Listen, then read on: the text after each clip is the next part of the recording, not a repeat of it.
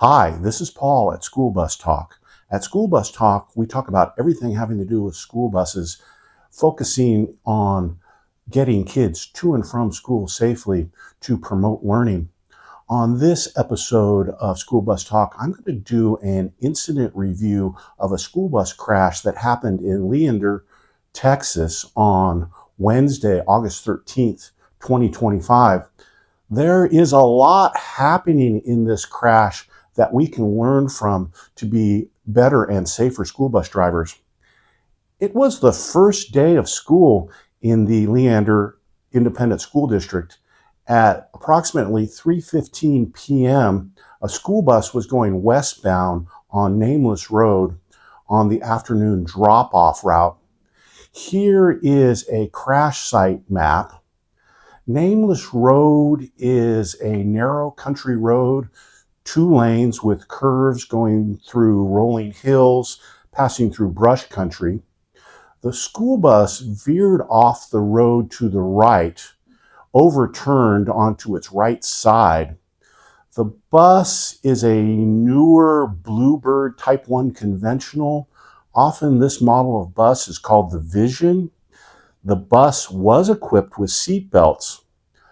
All the sources for this video are listed in the description. Let's look at the Google map images of the crash site. Here is a street level image of the crash site looking to the east. And here is the crash site looking to the west. Please note that these Google street level images were taken in February 2025, and it appears that there is an asphalt concrete overlay being done on the roadway.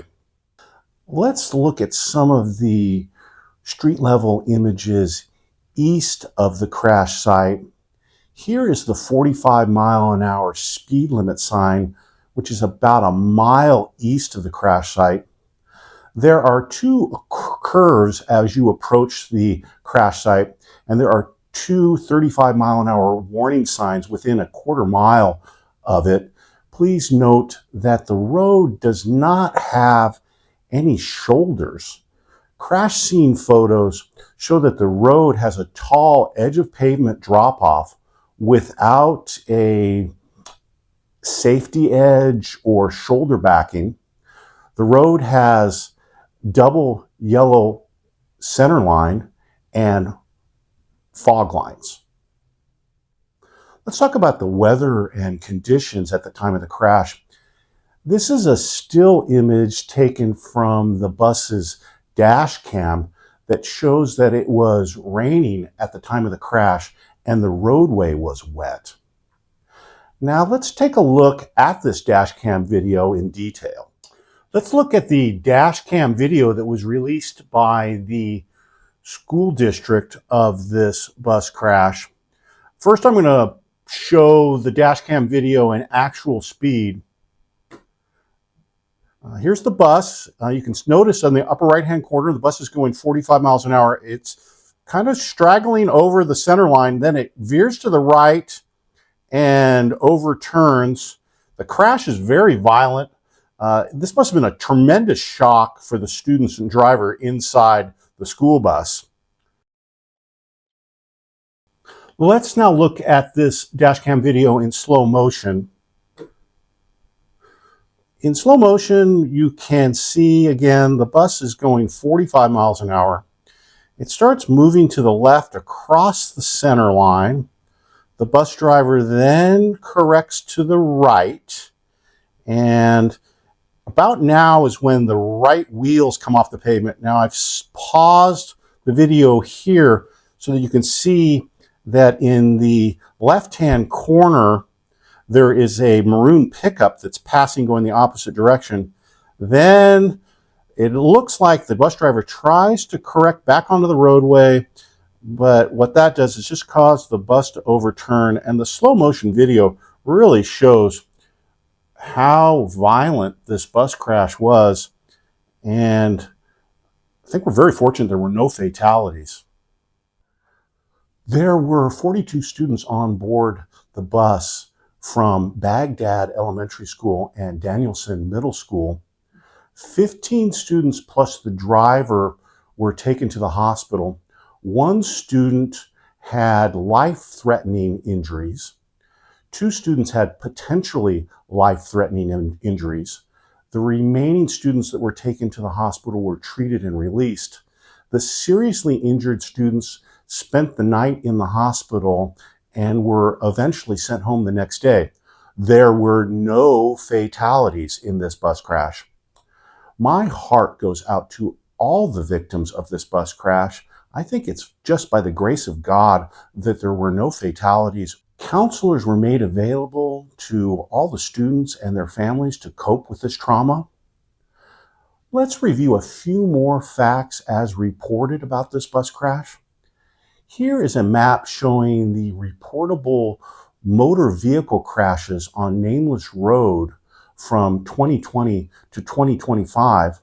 According to the Crash Records Information System, which is a statewide database maintained by the Texas Department of Transportation.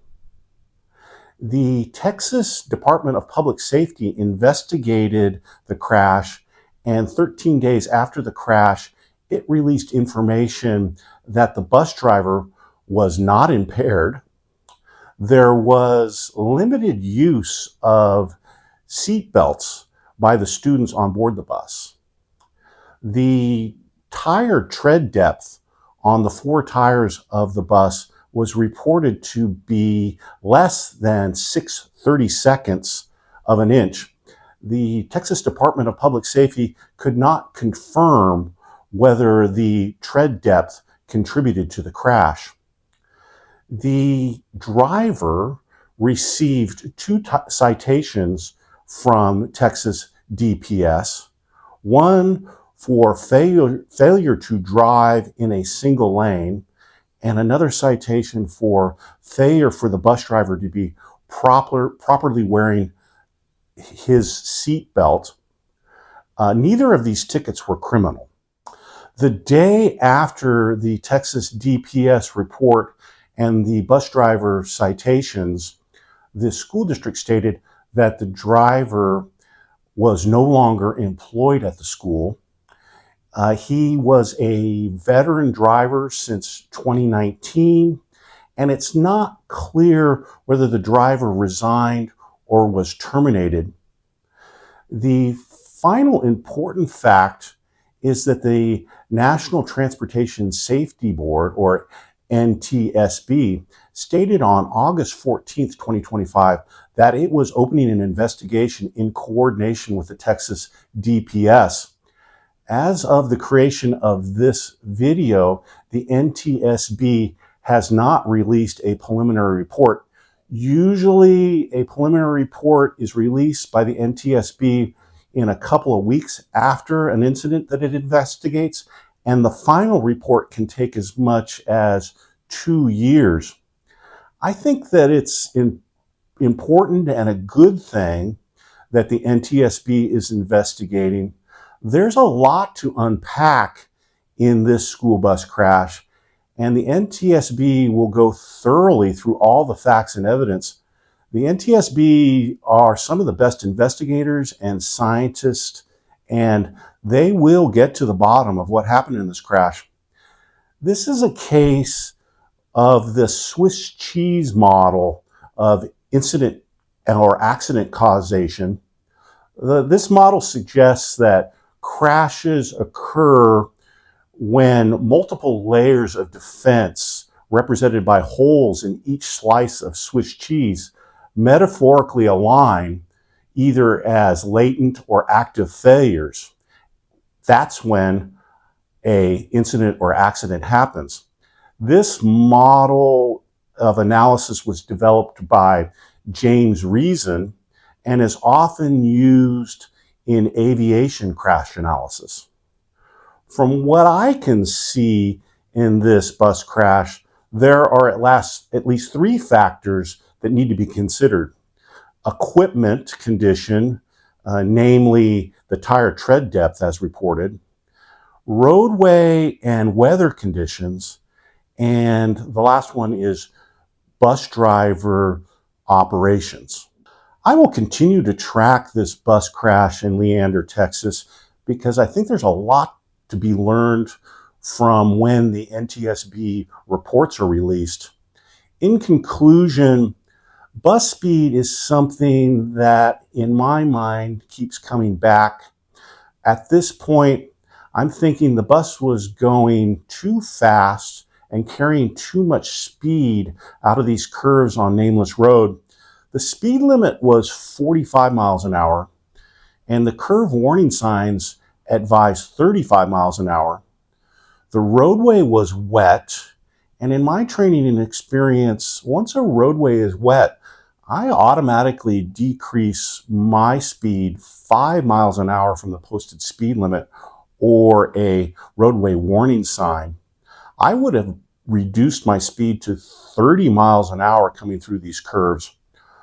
Also, to drive faster in a school bus than the posted warning sign speed recommendation, in my opinion, is negligence. Let's remember the basic speed rule, which is no matter the posted speed limit, a driver must not exceed a speed that is reasonable and prudent for conditions, considering factors like weather, visibility, traffic conditions, and roadway conditions. There's a lot going on in this bus crash that I'm hoping the NTSB will be able to shed some more light on. If you have any more feedback or comments on this bus crash, please leave them below. Safety is essential.